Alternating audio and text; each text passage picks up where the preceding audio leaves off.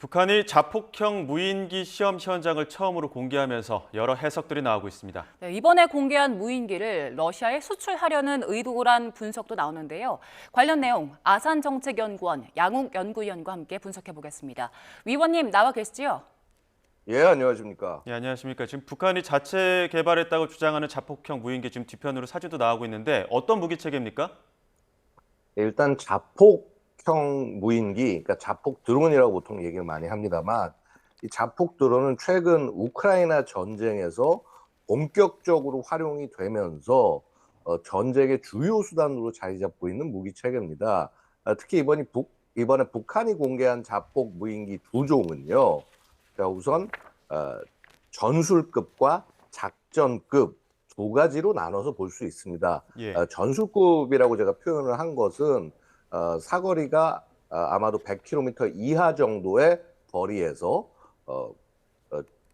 주요 무기 체계, 즉 전차나 장갑차 등과 같은 지상 무기 체계를 파괴할 수 있도록 만들어진, 지금 이제 사진에 나오는 바로 저 무인기를 전술급 자폭 드론이라고 말씀드릴 수가 있겠습니다. 보시다시피 이 무인기는 십자형 날개를 가지고 있고요. 이것은 뭐 러시아제 그 자폭 드론인 란쳇과 유사하다라는 평가가 있습니다만은 사실 이 란쳇이라는 것도 이스라엘 계열 회사에서 만든 히어로라는 시리즈의 드론을 흉내낸 것으로 보입니다. 그래서 그런 유사성이 있고요. 자, 두 번째, 자, 지금 이스라엘제 하룹과 유사한 드론이 나왔는데 이것을 저는 그 작전급 자폭 드론이라고 말씀드리겠습니다. 자, 보시면은요, 이 하룹과 유사한 드론은 이미 러시아가 우크라이나 공격을 위해서 사용하고 있습니다. 즉 이란에서 도입한 샤헤드 136이라는 드론이 바로 저런 형상의 드론인데, 이 샤헤드 136이라는 드론도 사실 알고 보면 이스라엘제 무인기, 이스라엘제인 하롭을 그대로 베낀 것이라고 할 수가 있습니다. 예. 그리고 북한이 이번에 선보였던 기종은요, 그 샤헤드 136과 같은 구형 하롭 1이 아니라 하롭 2라고 하는 조금 더 신형의 것을 이 카피를 한 것으로 보이고요. 이에 따라서 사거리는 최소 1000km 이상, 최대 거의 2000km 가깝게 되지 않을까, 그렇게 추정하고 있습니다. 예, 그래서 이번에 공개한 자폭 드론이 러시아제 그리고 이스라엘제와 비슷하다는 말씀 주셨는데 이 자폭 드론을 만드는 것 자체가 기술력이 많이 필요합니까? 사실은 이 드론 자체를 만드는데 엄청난 기술력이 필요하지는 않습니다. 우리가 보통 북한의 드론 기술력이 좀 떨어지는 것이 아니냐. 왜냐하면 아시다시피 2014년이나 이런 과거에 보여줬던 이런 드론들 같은 경우는 아무래도 굉장히 조악한 모습이었지 않습니까? 그런데 예. 북한이 어떻게 저렇게 하루아침에 저런 능력의 드론들을 만들어낼 수 있을까 의아할 수도 있습니다만은요. 사실은 드론을 만드는 것이 그렇게 어려운 기술이라고 어려운 기술이라고 보기는 어렵고요. 되려 북한은 지금 탄도미사일을 넘어서 순항미사일까지 만들고 있는 국가인데 오히려 이런 훨씬 더 낮은 기술 수준인 자폭 드론을 만들지 못할 이유가 전혀 없는 것이죠. 예. 그럼 그런 기술력을 가지고 이번에 공개한 거는 러시아에 수출하려는 의도도 있다고 보십니까? 일단 지금 북한 군 자체가 아마도 이런 자폭 드론을 어떻게 활용할지에 대해서 아직 충분한 연구와 개발이 되어 있지는 않을 것입니다.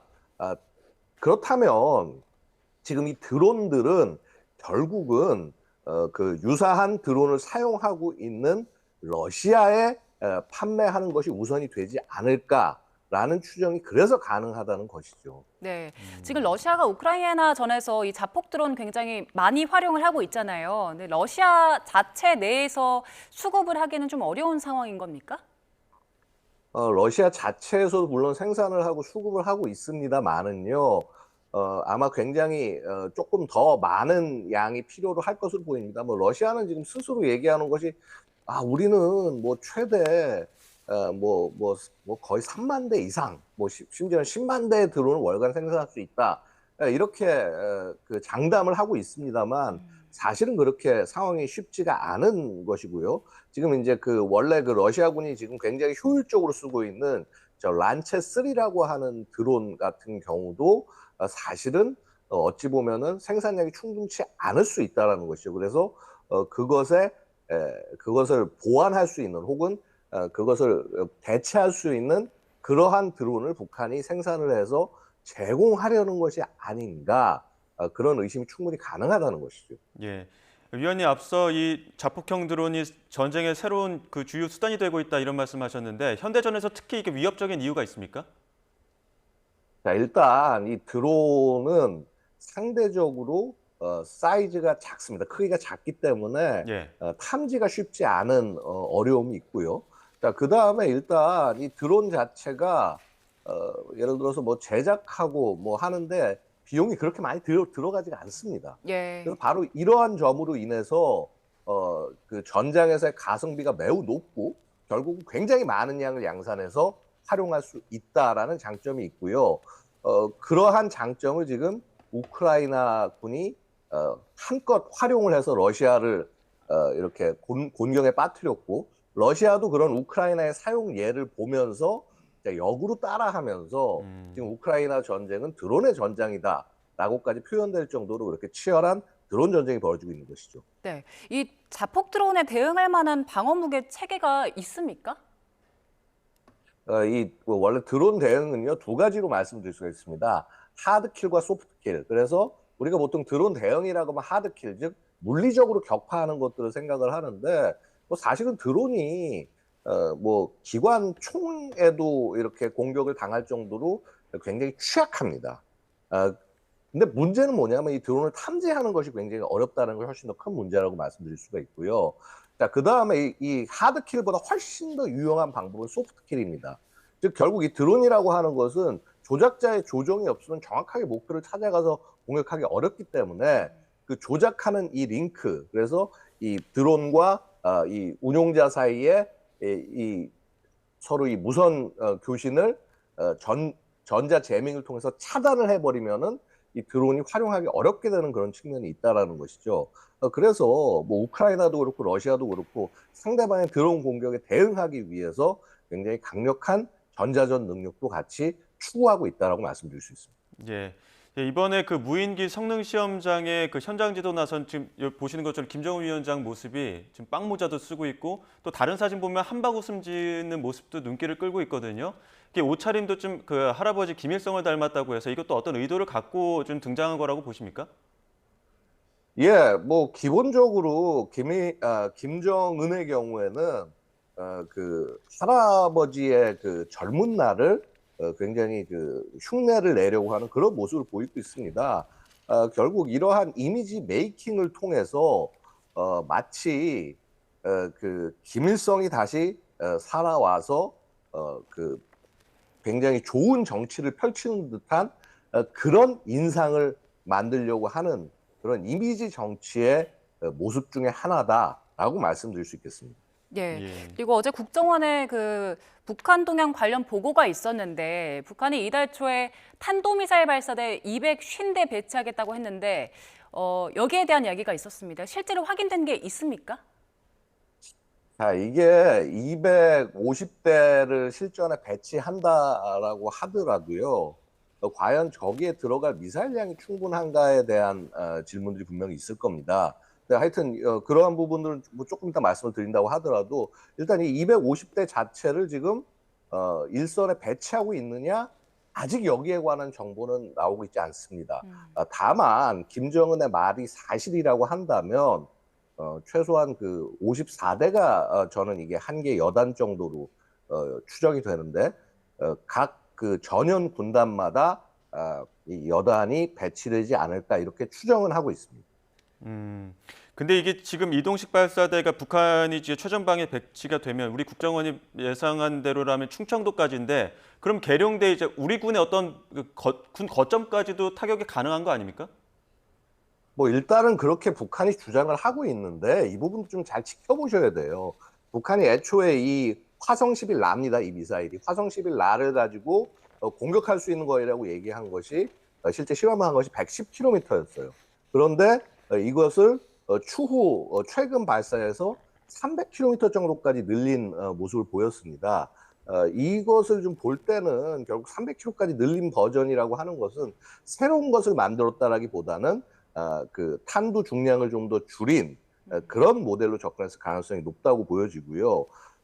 그래서 실제 이것이 그렇게 만약에 개룡까지 공격을 한다고 하더라도 그리 우수한 성능을 발휘하기는 어려울 것이다. 엄청난 파괴력을 보이기는 어려울 것이다라고 개인적으로 보고 있습니다. 예. 그다음에 여기에 더해서 더 큰 문제는 자, 과연 지금 저 미사일 1000발, 그러니까 발사기 하나에 미사일이 4발씩 들어가는데 자, 이 1000발의 미사일을 북한이 지금 당장 생산을 해서 배치할 수 있냐는 또 완전 다른 문제입니다. 왜냐하면 최근에 그 북한의 미사일 발사 동향을 보고 있으면요, 예. 굉장히 놀라운 사실인데 작년 12월부터요, 올해 7월까지 KN-23, 그러니까 화성 11 가 계열의 미사일 발사가 없었습니다. 그 말은 뭐냐면 미사일 생산이 사실 북한도 쉽지 않고 생산을 하더라도 이것을 러시아로 우선적으로 수출하고 있는 것이 아닌가 이렇게 추정이 되고요. 예. 그렇다면 그 똑같은 문제를 바로 이 미사일도 갖고 있을 것이다라고 추정이 가능하겠습니다. 예, 일단 뭐 질적인 측면도 그렇고 1000발이 수급 가능한지 양적인 측면에서도 그다지 쉽지 않아 보인다는 말씀 주셨고요. 그 북한 수해 상황도 얘기를 좀 해볼게요. 북한 올여름 비가 많이 내리면서 수해가 심각한 상황이잖아요. 김정은 위원장이 그 수해 입은 지역들을 방문을 했는데 피해가 컸던 지역이 아니라 상대적으로 피해가 좀 적은 곳에 방문을 했다고 하더라고요. 왜 그렇습니까? 일단은 기본적으로는 김정은의 그 안전이 사실은 뭐 북한에게 있어서는 가장 제일 중요한 문제가 아닌가 생각이 됩니다. 그래서 결국은 그 뭐라 그럴까 이 기본적으로 수해 시찰이라고 하는 것도 결국 김정은의 동선상에서 이루어지는 것이고 이 수해가 크지 않은 지역 같다면 결국은 수해를 보러 간 것이 주 목적이 아니라 지금 우리가 계속 보듯이 군사 시설, 장비들 이거를 보는 과정에서 일부 시간을 할애해서 이 수해 현장에 방문한 것이다, 위로한 것이다. 자, 이렇게 프로파간다를 하기 위한 그런 접근이 아닌가. 결국 훨씬 더 지금 김정은 입장에서는 수해보다는 이런 무기의 생산, 그래서 그것을 통해서 뭐 러시아에 수출한다든가 뭐 이런 부분들이 훨씬 더 사실은 신경을 쓰고 있는 것이 아닌가, 그것을 엿볼 수 있는 부분이 아닌가 합니다. 그리고 그 수해가 심각했던 지역이 자강도 쪽이었는데 자강도의 군사시설이 많이 밀집해 있어서 이게 노출되는 걸 우려한 것이다. 이런 분석도 있더라고요. 예. 사실 그 분석도 일부 동의를 합니다. 왜냐하면 애초에 이제 자강도 지역에 다양한 시험 개발 시설 같은 것들이 펼쳐져 있기 때문에 이 부분을 당연히 공개하기는 어렵겠죠. 근데 하지만 그럼에도 불구하고 만약에 현지 지도를 하고 그렇게 해서 이 보여주는 게 목적이라면은 거기를 집중적으로 갔을 겁니다. 근데 제가 그래서 지금 말씀드리는 것은 되려 이 수해 복구 현장을 보는 것이 김정은의 목적이 아니라 그냥 그건 자신의 여러 가지 일정 중에서 되게 작은 부분의 하나에 불과한 것이 아닌가라는 것이 되려 보여진다라는 것이 제 말씀입니다. 예, 겉으로는 수해를 입은 뭐 수재민 챙기기, 애민 정신 이런 이미지를 좀 부각하는 부분들은 있겠지만 또 한편으로는 김 위원장이 호화 요트를 아직도 좀 운항하는 부분들이 있다 이런 부분들도 눈에 띄거든요. 이건 어떻게 봐야 됩니까? 예, 아마 이제 제가 이해하고 있기로는 김정은 정권이 4대 요트를 보유하고 있어요. 뭐 80m짜리, 60m짜리, 55m짜리, 50m짜리 이렇게 4종류가 있는 걸로 알고 있는데 특히 80m짜리 요트는요. 안에 그 국제규격의 수영장, 레인을 갖춰진 굉장히 어떻게 보면 황당할 정도로 호화스러운 그런 유람선입니다. 이것이요, 지난번 보면 그 갈마반도에 지금 이제 영상이 나오는 것이 그건데요. 원산 갈마반도에 김정은 휴양지가 있습니다. 이게 사실 이제 김정은이 가진 휴양지 중에서 가장 크고 화려한 곳인데 바로 그 인근에서 이 요트가 80m짜리 요트가 운용된 모습이 확인이 된 것이거든요. 자, 그렇다면은 이게 결국 이 저런 비싼 요트를 운용하는 것은 로얄 패밀리, 그러니까 북한의 김정은과 관련된 뭐 김정은 직계라든가 이런 사람이 가지 않고는 저것이 움직일 가능성이 지금 그렇게 높지 않다고 보여지고요. 그렇다면 결국은 이 로얄 패밀리 휴가를 위해서 활용이 된 것이다. 즉 북한 주민들은 저렇게 고통을 받고 있지만은 이 로얄 패밀리들은 누릴 것을 다 누리고 있다. 자, 이렇게 말씀드릴 수 있는 것이죠. 예. 그리고 북한이 올 겨울부터 관광을 재개할 거다 이런 보도가 나오더라고요. 5년 정도 만인데 외화벌이가 목적인 걸까요?